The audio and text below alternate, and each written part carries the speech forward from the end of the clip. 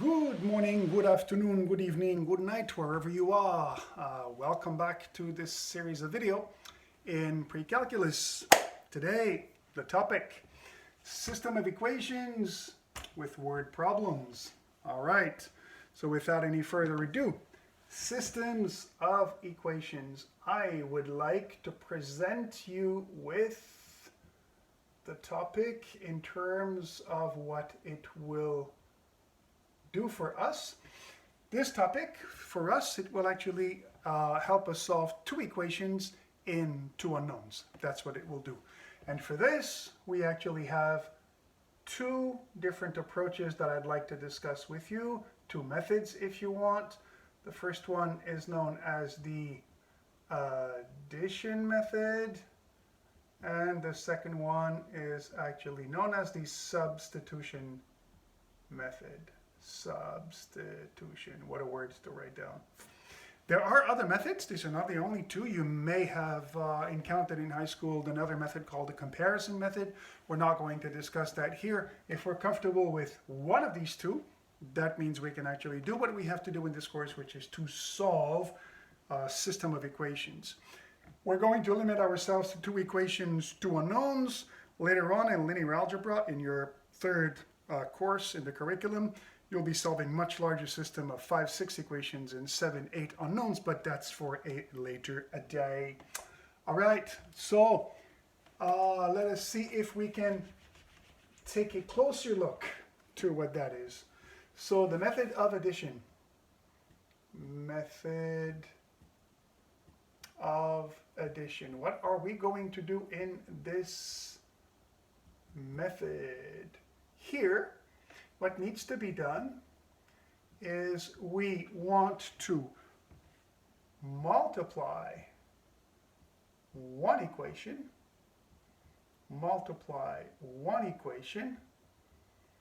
by a carefully selected number,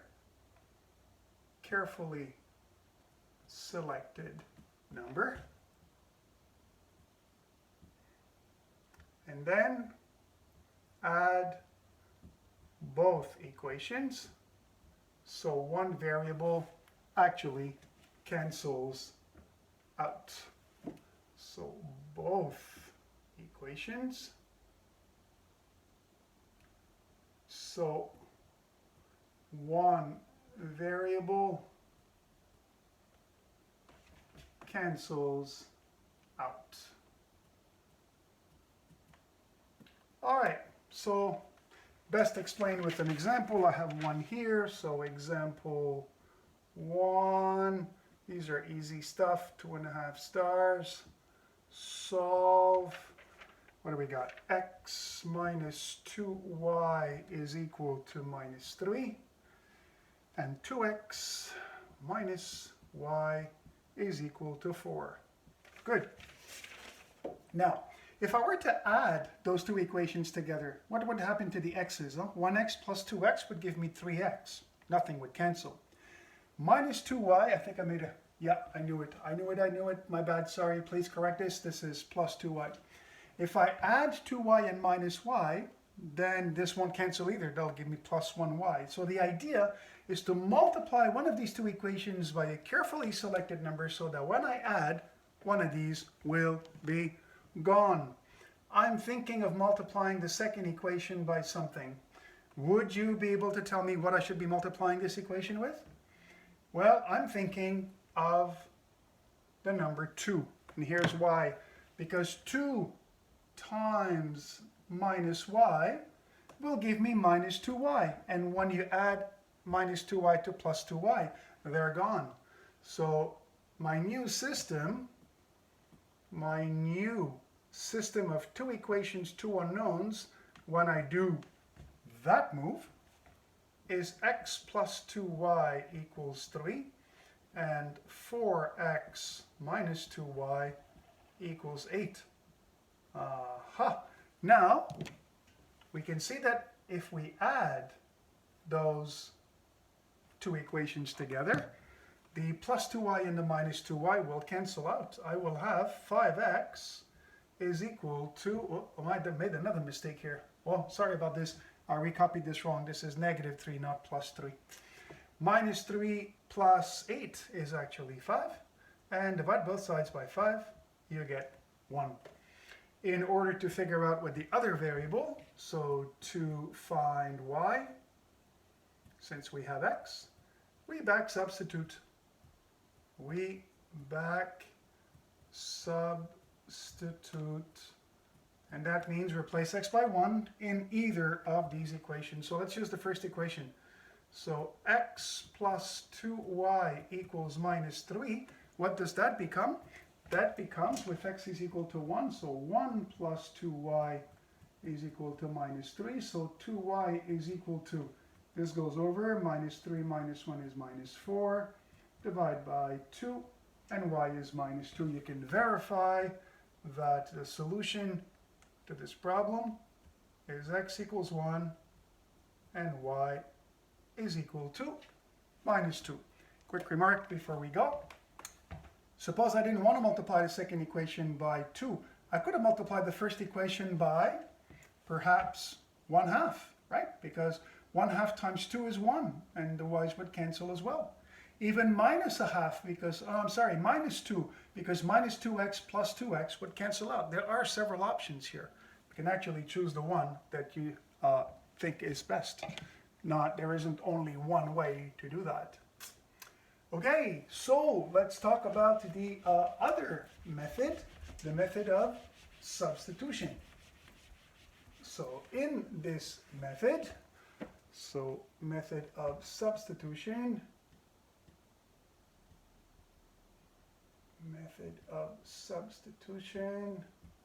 what do we do here? Oh, simple.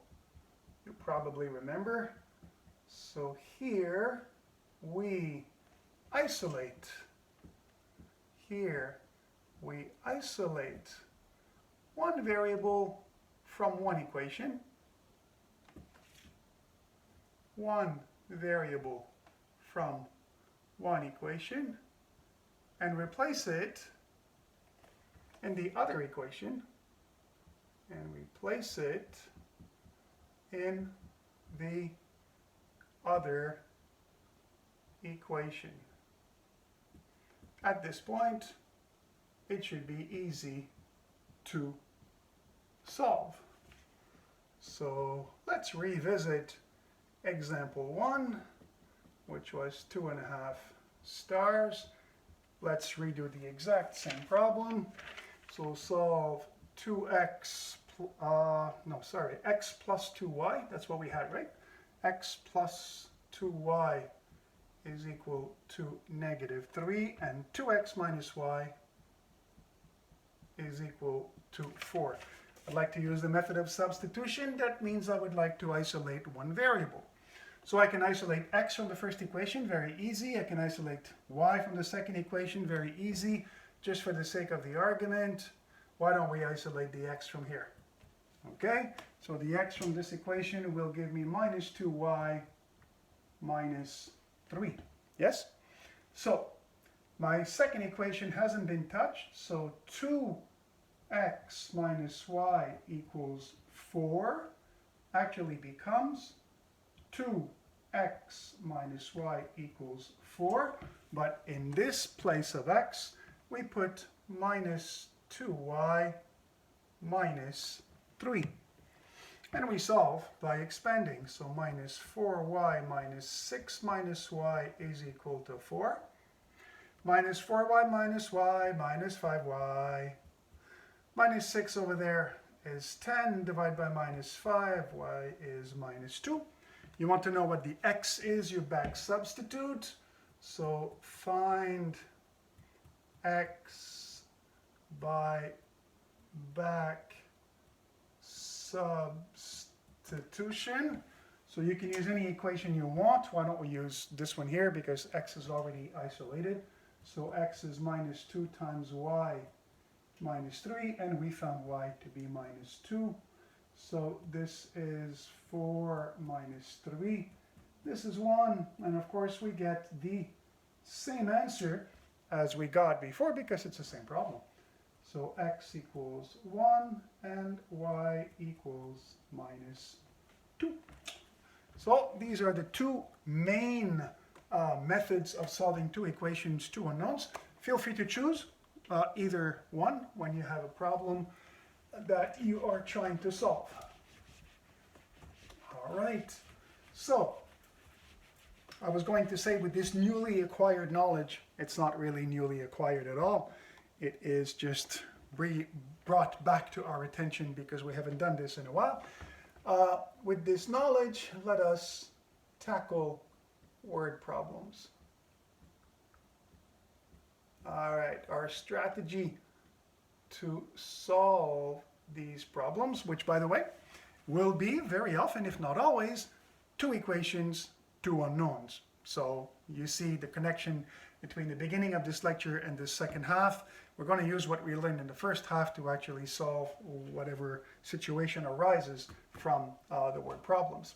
So in here, I would like to consider a couple of steps, 3 steps actually. Step 1, choose your variables carefully. Choose your variables. About this step of choosing variables, I have 2 things to say. The first one, look to the last sentence.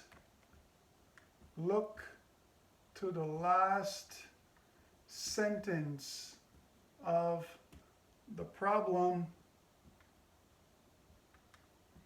to determine the variables. All right, so by this I mean the very, very last sentence of the problem usually says, find this, find that, and these clearly are the variables that we want. The other thing that I want to say about this is that very often, not always though, but often a diagram is helpful. So often a diagram can help determine what the variables are. So if you see it fit, you can actually try to draw a picture. If a picture needs to be drawn, of course, not all problems require that step. But if you think that a picture can help, don't hesitate, draw it. Now, once we have variables, we actually go into the step of building equations. So build 2 equations, 2 unknowns. These are the category of problems we will actually focus on. So the 2 unknowns will usually be x and y. You can call them u and v or t and whatever. It doesn't really matter. But it'll usually be 2 equations with 2 unknowns. And when you have that, you are ready to solve them. Solve using whatever appropriate method. So addition, substitution, comparison, whatever you like. Okay, so these are the steps that will actually help us find a solution to these problems. Identify your variables correctly. If we screw up on this, there's no chance we're going to get the right answer to the problem. So let's be very careful about choosing the variables. That means pay attention to the last sentence of the problem. That's where the variables are hiding. Build the equations. So whatever part of the problem we haven't used so far, we will actually use to build equations. And once we have 2 equations, 2 unknowns, we are good to go. Showing you a couple of examples. All right, so example 1. I think this is pretty much 2.5 stars. You be the judge. Okay, so $9,000 is to be invested, some at 6%, the rest at 10% interest. Right? So you might actually say, well, if you got something to invest and you got 2 rates, 1, 6, 1, 10, why don't you invest everything on the 10? The reason is, if you know a little bit about investment, you know that some investments are more risky than others. So perhaps the one that gives 10% has a component of risk that the one at 6% doesn't, and you're not necessarily willing here to put all of your money into the riskiest of the two investments. All right, so what do we got here? If the total interest collected, if the total interest collected after 1 year is $820, find how much was invested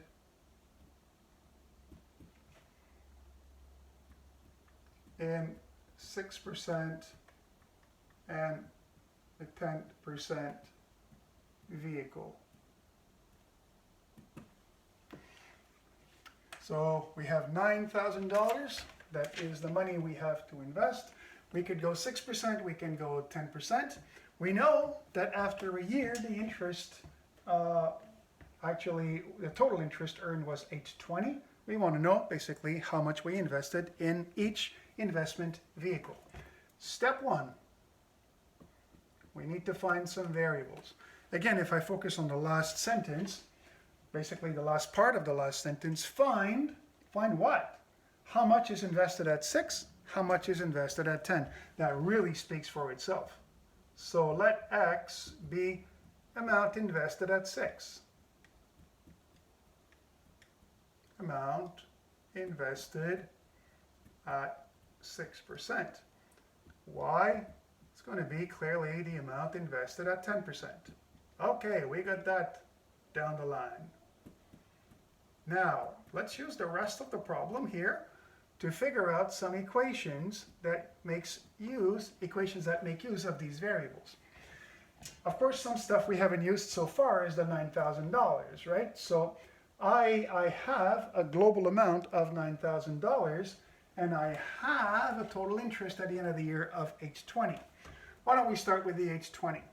$820 is interest. How does one calculate interest? Well, if you invested something at 6%, then 6% times what you invested is going to give you the interest. Example, if you invested $100 in the bank for a year at 6%, you're going to get 100 times 0.06. You're going to get $6 interest. Plus the interest you're going to get from the other account, which is 0.10y. That is the total interest of the problem. So this is the interest equation. Good. What is the other part of the problem we haven't used so far? It's the 9,000. Well, that's pretty simple, right? What I invested at 6 plus what I invested at 10, that is the total investment that I actually have. So I can call this my total investment equation. And there you have it. 2 equations, 2 unknowns. We know how to solve this. Not a problem. Let's use the substitution method. Let's isolate the y from the second equation. X plus y is 9,000.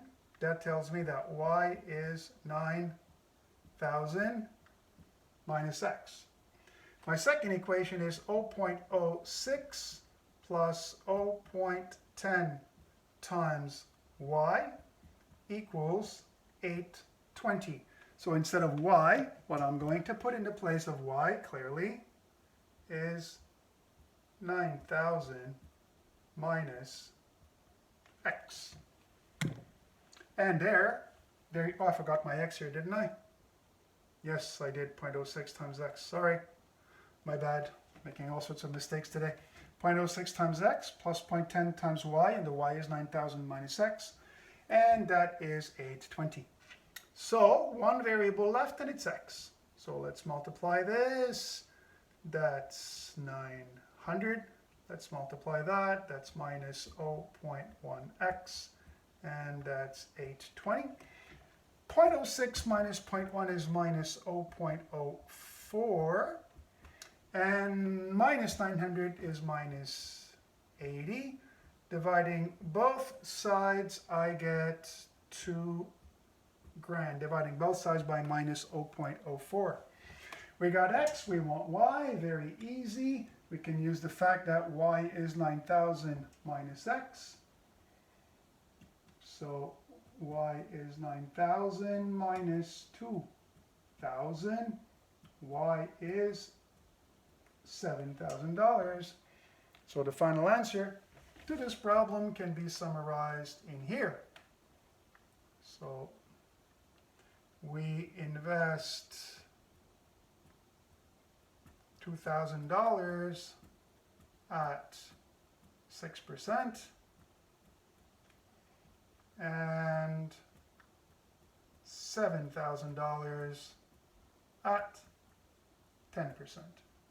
That's an example of how to set up, how to find the variables, how to set up the equations, and how to solve the system of two equations, two unknowns. My second example, I think, is probably 3 stars, just because the calculations seemed a little more involved. So let's take a look at the last problem for the day. Today meaning this video, of course. So 3 stars, we said. Example 2. What do we got? A rectangular pen is to be fenced as follows. So you have a piece of land that's going to be like a rectangle, and you want to put fence around it because maybe you have hens or cattle that are grazing and you don't want them to be scattered all around. So to be fenced as follows. So we have instructions on the fencing.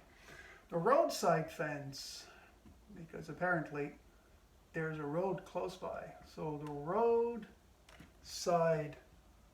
fence costs $10 a meter, while the other sides,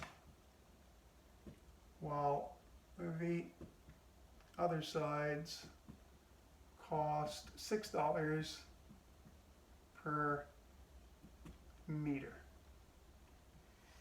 Okay, the total budget for the fence, the global and total budget for this little fencing project.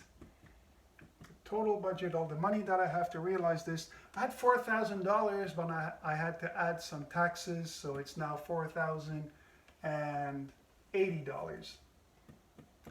If the area of the pen is to be, what kind of area do we have here? 21,600 square meters. Find the dimensions of the pen. Find the dimensions of the pen. Good. All right, so this problem perhaps we can read again one more time. We want to build a rectangular pen by putting fence around it. There's going to be a roadside and other sides that are not on the road. The cost of the fence is different, probably because here you need a more solid fence near to the road. We have a fixed budget, and we have an area where we have to actually match. So what are the dimensions of the pen is what we are looking for. So step 1. Reading again, the last part of the last sentence, find the dimensions of the pen. I think this is a situation where we could easily use a little bit of help from a diagram. Here's a rectangular pen, and let's put a road here. So this is a road. So the road actually has a different type of fence. This fence cost $10, while the other fence cost $6. What about the variables? What about calling this, I don't know, x, and this y? After all, it's a rectangle, so it has base and height, it has width and length. Makes sense to say that x is equal to the width of the rectangle, while y is the length of the rectangle. Okay. We have two variables, x and y. By the way, if you choose the opposite, you still get the same answer in the end. All right. Step 2, we need to come up with a couple of equations if we're going to be able to set them up. So one of them actually involves money. The other one actually involves the area. So let's start with the money one. Let's start with the budget. This here, how long is this side by the road? It's y long, right? And it costs $10. So for every meter, I got to pay $10 for that fence, so 10y. What about the cost for that little part here? Right, that's one side, that's x long, and the cost is $6, so 6x. What about this again? 6x also. And finally, this side, y long, but I don't need the expensive fence here. I only need the cheap fence, so 6y. And that's my budget. And my budget is $4,080. So I'm going to call this the budget equation.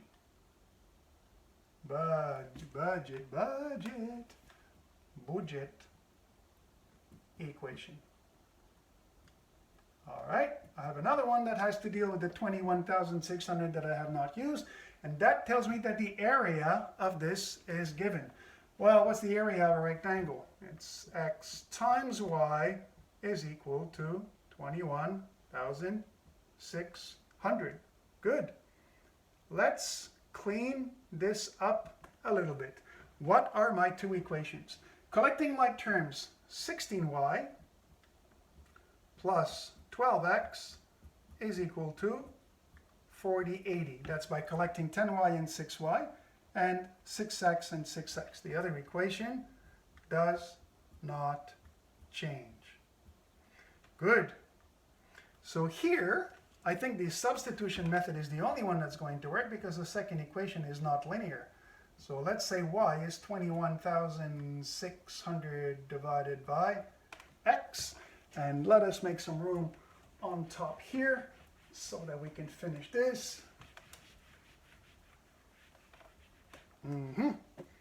So we're going to say here that 16 times y plus 12 times x is equal to 4080.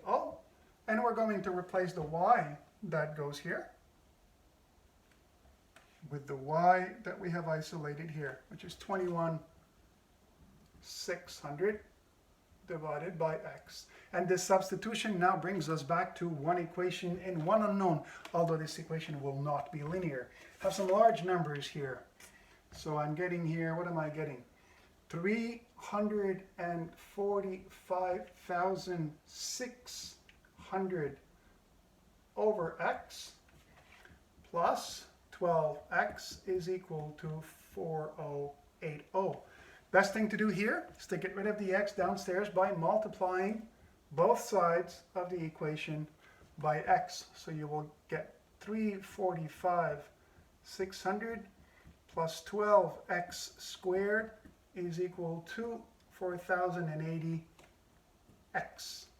Bringing everything to the same side, 12x squared minus 4080x plus 345,600 equal to 0. Remember that I need that to be equal to 0 because it's a quadratic equation by now. And no need to say, we don't want to do this by factoring. The numbers are way too big. So we're going to use the quadratic equation. I'm going to go quickly over this. So quadratic equation Okay, what you end up in the end is this. X is equal to, I'm going to skip a few steps here. You can fill this in. What we end up in the end here is 4,080 plus or minus 240 divided by 24, which actually, given the plus and the minus, gives me two solutions, 180 and 160. Now remember, these are values of x. So with every value of x comes a value of y. In order to find a y, remember that y was equal to 21,600 divided by x. So I put that in there and I get that y is equal to 120. And I get in the other solution that y is equal to 135. So this problem has actually two distinct solutions. So either x is equal to 180 and y is 120, or x is equal to 160 and y is 135. These are all, of course, meters. So I skipped a couple of steps going from here to here, but if you actually apply the fact that A is equal to 12, B is equal to minus 4,080, and C is equal to 345,600 into the quadratic equation, you will arrive exactly at the same place as here. So that was an involved problem. All right, so that's it for today. We will see each other soon. In the meantime, get working on the assignment, and I will see you in class. If you have questions on this, put them aside. We'll have time in class to answer them. Take care of yourself, and see you soon.